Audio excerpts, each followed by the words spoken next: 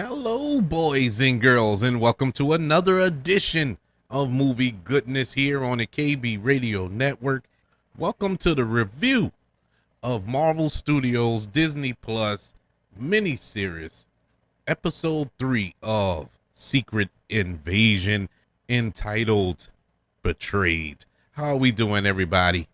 We are at the midway point of this 6 episode series. This is episode 3, Betrayed, as I said before, and we reached a portion of this show where I was worried. I was worried because there's only 6 episodes and there's a lot of story to be told here, and we're not moving fast enough, and that tells me that these last 3 or maybe the last 2 episodes are going to be like bang, bang, bang, bang, throwing everything at you at once, where they could have took their time and done it.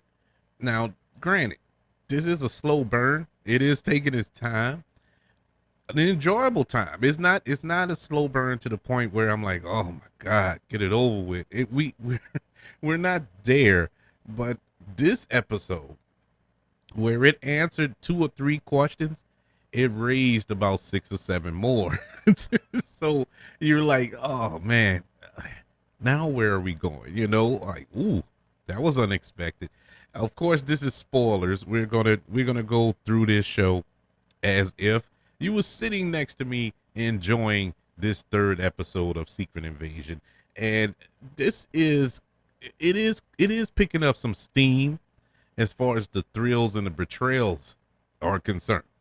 When we last left off in the 2nd episode, it ended with a major cliffhanger when it was discovered that Nicholas Fury is married. And not only is he married, but married to a Skrull. And that was like a mic drop moment where you was blown away, because I don't know about you, but I did not see that coming out of anything that could have happened in this show. I did not expect unveiling of a Skrull being the wife of Nick Fury, which makes sense. Makes sense, being as though he's been working with him for 30 years. He knows the Skrull. I think he knows Skrulls better than he knows human beings at this point. But kind of disturbing in a way too. Episode 2 also teased Super Skrulls, and so you was just giving a little teaser. We saw the computer screen that Geyer had kind of hacked into to see what was going on, try to get some information. We saw that these Skrulls have DNA samples from Groot, from the Frost Giants, from oh my God, I have remember it was like 6 of them. But anyways, they had this on file. So you're like, okay, maybe they're starting to experiment something. Then you see this machine that the Daltons, this couple, is building for the Skrulls. So now it's starting to come together that maybe we're going to get Super Skrulls, which would be odd for the show, because we don't have a lot of show here. We don't have a lot of show to play with concerning Super Skrulls. But whatever, I'm willing to roll with it. Now, when we pick up in this episode 3, it is a tighter story. It is a tighter episode, a faster episode. This is about 40 minutes long. This episode, I was really starting to get into it, and then it stopped. And then the episode just it went off. I'm like, what? That's it? But they did go over a lot in this tight little 40 minutes. I will say that much. This episode begins with 3 of Gravik's Skrulls about preparing to go on a mission. And I think it's Beko, Pagon, and oh man, I forgot the other one name. But anyway, they was going on preparing to go on this mission for Gravik. And Beto, who we know as the Skrull that Gaia had welcomed to New Skrullos in episode 1, the black guy, and he's a part of this little mission here. And Beto asked the others, what do you think about the work that we're doing? What kind of work are we doing? And the other scroll told him that's what they do. They do because of the faith of a better future. They don't ask any questions. It may be collateral damage as far as the humans are concerned, but it's about the betterment of the scrolls. And they go off and infiltrate the world Royal Navy to, I guess, simulate an attack. We're gonna get to that a little later. But the story had cut at that point, and we see Gravik again, and he is with the Scroll Council, and he shows the Scroll Council the machine that the the Daltons had created, was developing, and he reveals more of his plan. We don't get the whole plan, but he he reveals some of his plan, or more of his plan, to the council, telling them that he did indeed send 3 operatives to infiltrate the Royal Navy in order to attack the UN. And Gravik is fully aware that if they go through with this, there will be a response from the heroes of Earth. That we will get, the Avengers will have to respond, or somebody from the Marvel Cinematic Universe hero side responding to this attack. And so he expects this, but the machine that the Daltons had built for him would allow scrolls to change powers. See, at this point, scrolls can change their appearance, but not the powers. So an example is they can change into Bruce Banner, but as the form of Bruce Banner, they can't transform into the Hulk. I guess they could theoretically, maybe, but they won't have the strength of the Hulk, or they can change into Peter Parker, but they won't have the powers of Peter Parker. You get where I'm coming from? So that's the bugaboo with the scrolls. But with this machine, they can also mimic the power set. And so that's the big deal here. So he actually said the word Super Scroll. And I was smiling from ear to ear when he when he did that. Or when he said that. I was like, yeah. And so we cut to the opening credits, the controversial AI generated opening credits that everybody just had a heart attack over. But anyways, after the credits, we get a flashback to 1998 in New York, and Nick Fury walks into a diner to meet a Skrull friend of his, and the friend in question is indeed Priscilla, who is revealed to be the Skrull who introduced Nick Fury to Gravik in the previous episode, in that flashback in episode 2. So now I'm scratching my head. I thought so, but I wasn't 100% sure. That's why I didn't say anything in the review last week. But now that it's confirmed, I'm like, okay, now the dust is starting to clear. I can see a little clearer what's going on here. The business is picking up. She gives Nick Fury an envelope. It said it will put Gravik's men on their heels. And that stuck out to me, and I had to Google it because I'm getting older and I don't remember everything. But Gravik has to be the reference to General Gravik from Black Widow, the villain in Black Widow. And I'm like, okay, it makes sense. That's the connection there between Black Widow, Hawkeye, Nick Fury, Shield. Okay, now we're starting to get a clearer picture with that. We did see how Nick Fury and Priscilla start their little flirtatious beginnings, I guess you could say. And so we get an origin story to that. We go back to the present, and Fury is making breakfast for Priscilla, and the two of them began to talk about the years since Nick Fury came home, and it has been years since Nick Fury came home, and what took place in the years that he was gone. And she asked Nick, why he came back after all this time, and he tells her that he's retired now, and he's thinking about picking up a new hobby, and that hobby being revenge. So Fury asks Priscilla if she's been in touch with Gravik, because she would know, being, being as though she's the one who really known Gravik the longest, because she knows his story. She's the one who introduced him to Nick Fury, know about his parents and whatnot, and this, that, and the third. And so that implies that he suspects her of being part of this rebellion. That's Nick Fury. Nick Fury trusts nobody, not even his wife.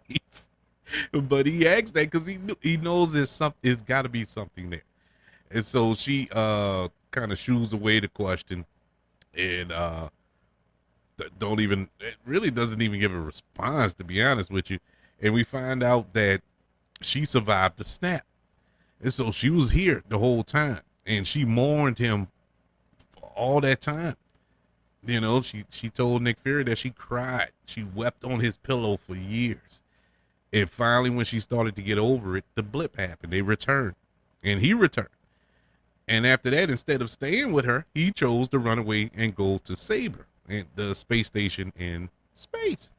And so Nick Fury really doesn't have a response to that. There's really no response to that. There's nothing you can say. But before he could have a chance to respond, she gets a kind of cryptic phone call and kind of talks in code, not so much like beep bop boop, but like one word answers. When somebody's when somebody's next to you and they don't want you to know what they talk about on the phone, they'll talk around the answer. And that's what she did here. And of course he asked when she hung up the phone, who was that? Was it important? And she's like, no, it wasn't important, but he still has his suspicions. As she walks off, he looks at the phone and they cut away from it. Now, knowing Nick Fury, he probably took the phone. And but we don't know. They cut away from that. They move on to New Scrotos, where Gravik is starting to get a little suspicious as well. And he confronts Gaia, who was sleeping. He woke her up and asks her about the police finding out about the safe house. And she tells him that it was Brogan, the one that was being interrogated in the previous episode. But Gravik tells him, like, he didn't know about the safe house, even though he killed him. After they had rescued him and all this here, he had him killed. We assumed, at least I did, that maybe he killed him because of he spilled some information, but he knew he didn't know about the safe house. Gaia did, but she gives a kind of diverted answer. But Gravik, of course, isn't fooled by it, and he lets it go for the time being. He doesn't he got his answer without getting his answer, and so he just I guess wanted to leave one more bird seed to confirm it, and we're going to get to that. Now the next day, Gravik and Gaia, they fly to London, where Gravik reveals that he's going to meet Talos, for a talk, for a meeting, parlay, if you will. That's what they called it on the show, parlay. I learned that from watching Pirates of the Caribbean. What parlay is, that's basically a truce, and I've been using it in my vocabulary ever since Pirates of the Caribbean. But anyways, while they're on their way there to the meeting, Gravik had a phone call, and he answered the call. He tells that, the UN plane is going to be at Neptune's coordinates at such and such hours. I forgot the hour. And Gravik then meets with Talos. But as he walks into the little cafe, Gaia texts the coordinates, everything that he had just said. And so it was like, okay, that was the seed. Right? Instantly, I knew this was a setup to find out if she is truly the one that is the mole in his group. And so we get into the cafe, and Gravik meets with Telos, and they have a little back and forth as they sit down to drink some coffee, and the coolest scene, the coolest scene. Now I saw it in the trailer, but that was without context. And so when you see it here in the show as it plays out, it's like, man, this is powerful here. When Gravik tells Telos about his daughter, about Gaia. You know, she's out in the car. You want to go speak to her? And he's like, no, look, I'm not here for that, yada, yada, yada. And Gravik tells Talos, like, you lucky I don't send her back to you in a box. And Talos jumps up and grabs Gravik. And as he grabs Gravik, everybody in the cafe stands up and shapeshift into Gravik. It was the coolest. It was the most intimidating scene I have ever seen. I was like, oh my God. This dude got so much power. I cannot believe this dude got this much power. You would think he's just a rebellion, the leader of this rebellion, this freedom fighter, you know, I'm trying to think of, what is it, not mercenary, militia, like a militia. But he's more of a actual general, which he is technically for the Skrulls. But I don't know. I didn't expect him to have this much power, and he does. He does. I mean, the whole cafe, the whole cafe stood up. I was like, oh my God. And Talos realized he's surrounded. And so Talos tries to tell Gravik that humans are their most vulnerable when they face a common foe. So they have a little more back and forth, and Gravik brings up Gaia again. And so when he brings up Gaia again, Talos stabs Gravik in the hand with a knife and starts to choke him. And this is the one part of the episode where I was kind of like, this doesn't make sense. Now, just a few minutes ago, when Talos jumped up and grabbed Gravik, the whole restaurant stood up and was ready to tear him apart. But this go around, he actually stabs him in the hand and choking him, and nobody is doing a thing. And so nobody does nothing at this point. It was just a head scratcher to me. But he tells Gravik rather, you know, keep my daughter's name out your mouth, you know, put some respect on it. And he walks away. At this point, this is when we find out that the Extremis from Iron Man 3, the Extremis, is part of the Skrulls plan. That was the other one that was on that computer screen that I couldn't think of. Because Gravik rips his hand from the knife.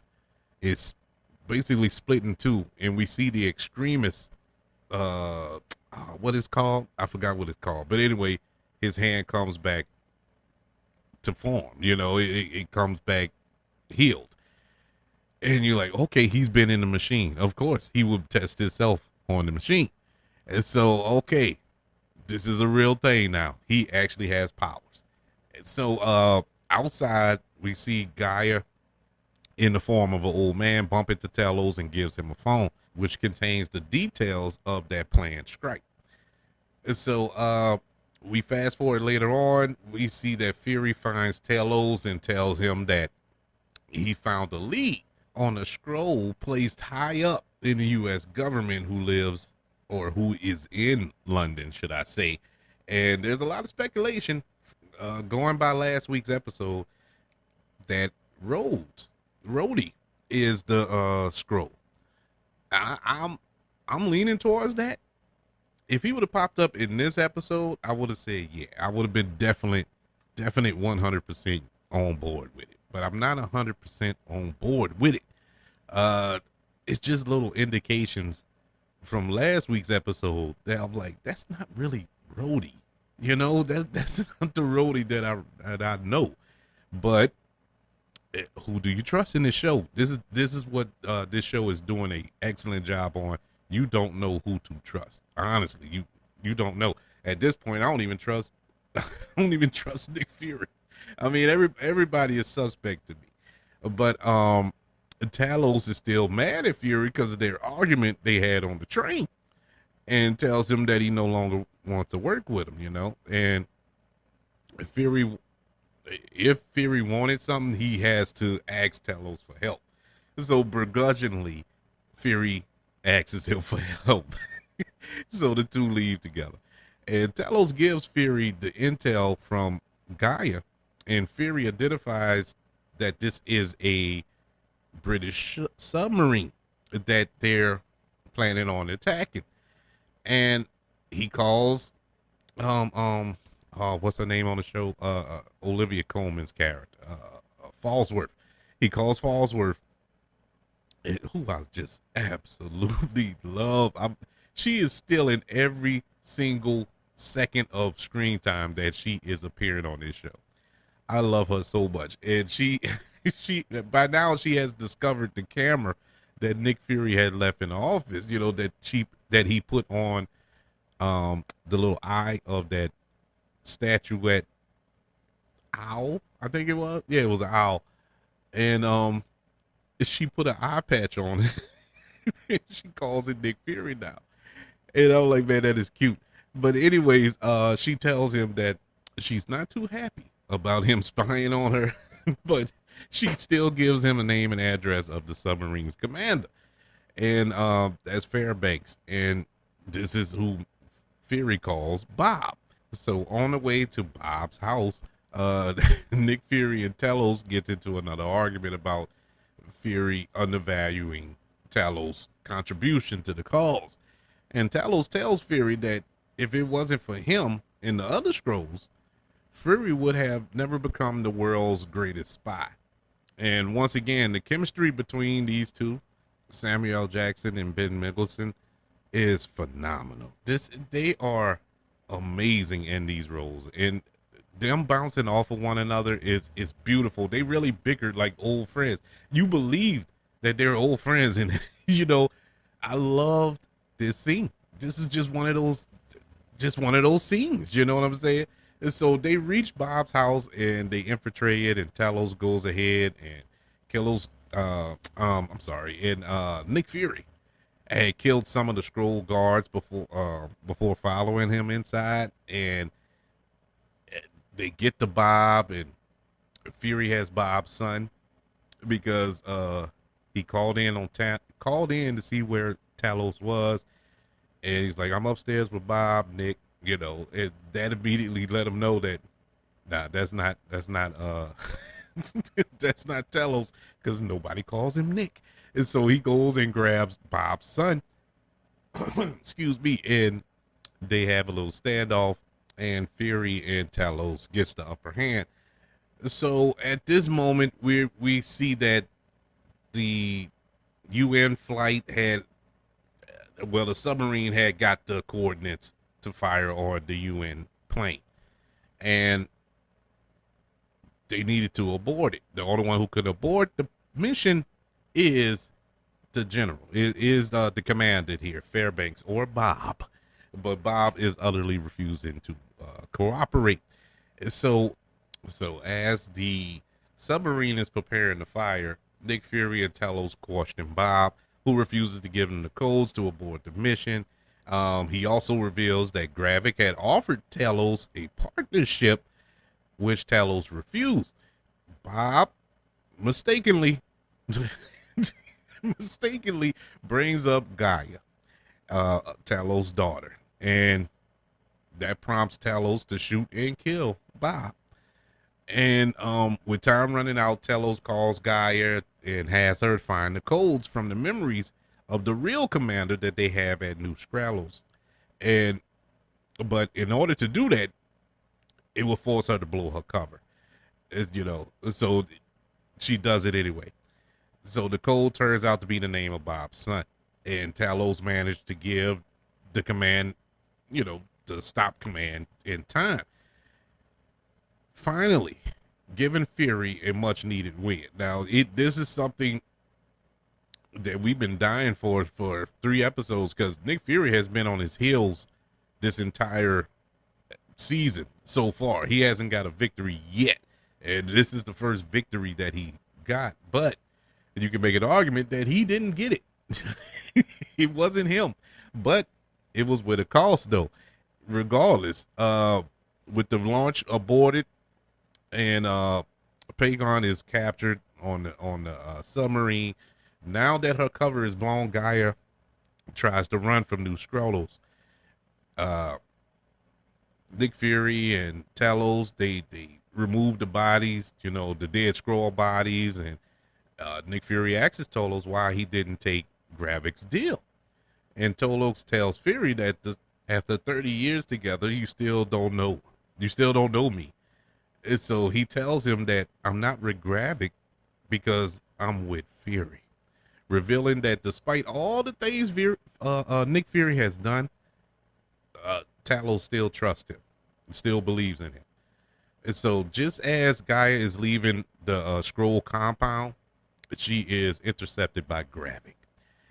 And in a surprise twist, he revealed that the strike was a decoy that he was using to root out the traitor. And so Gravik then shoots Gaia, giving us our second major death in this series, in this 3 episodes.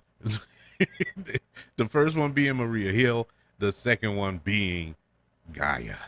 And so Nick Fury has lost his right hand person, and Talos has lost his daughter after already losing his wife. At least so they say, because we didn't see this, we haven't heard this, and let's not forget that there is a man on the inside that Gravik keeps talking about, but we don't know who that man on the inside is. And so there's a lot of questions here. But the episode didn't end there. We had one more scene back at the Fury residence, and Priscilla is given a message.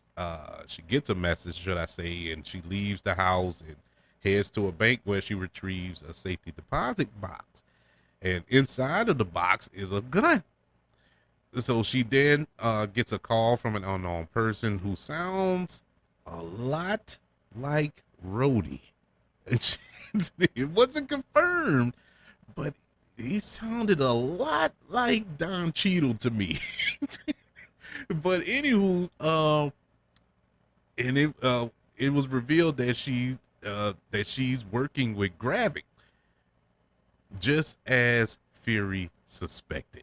And the episode ends. And look, I know I said earlier that this was a slow mover, but I can honestly say that talking it out with all of you, this was probably one of the best episodes. This was a lot here.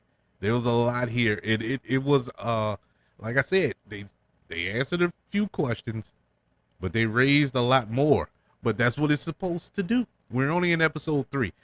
Not all the answers are supposed to be answered, or not all the questions, should I say, need to be answered in the 3rd episode. So it's at a good pace. I'm liking what we're doing here.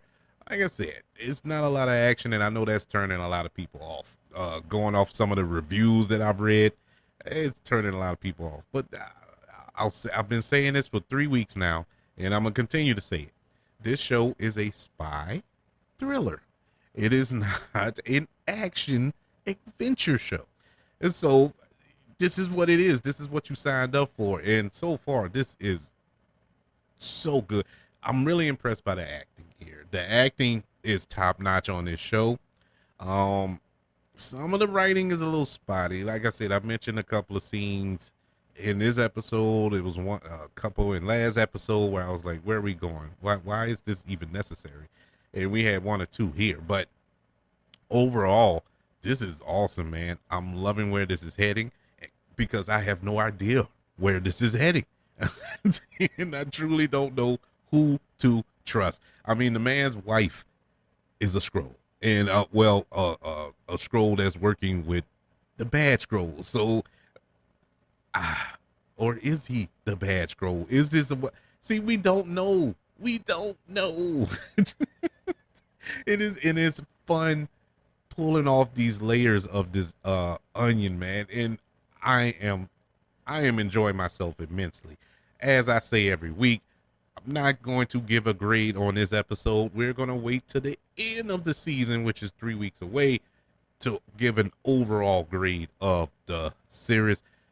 But I can't say that I truly enjoyed episode 3, Betrayed. I would like to know, what are you feeling about the show so far? How do you feel about this episode?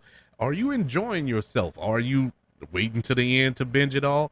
Which I understand that's what people do now, including me. I ain't gonna lie. Some some shows I do I wait till the whole season is over and then I do a binge. But this one here is exciting though. I love the week to week aspect on this particular show. It fits. It fits because you're left with a cliffhanger every single week. And that's what it's designed to do. That's what the initial TV show format was. So it makes sense. I'm enjoying it. I would like to know, how are you feeling? Let me know by emailing the show, kbradiopodcast@gmail.com. You can also look me up on Twitter at KB Radio Network and on other social media platforms. Just look up the KB Radio Network. Don't forget that we are on YouTube, ladies and gentlemen. Look for the KB Radio Network channel on YouTube. Subscribe, like this video. Don't forget about the 5 stars, the reviews, and sharing this show. If you're listening on Apple Podcasts, Spotify, iHeartRadio, or wherever you are currently listening to Movie Goodness here on the KB Radio Network. Everyone, thank you for joining me for this review of Marvel Studios' Secret Invasion, starring Samuel L. Jackson, Ben Mendelsohn, Emilia Clarke, Kingsley Benador. This has been a joy so far. Hopefully they keep up the good work. I'm very confident that they will. Want you all to know that I love you. Continue to love one another. And until we speak again next week for episode 4, you all be blessed.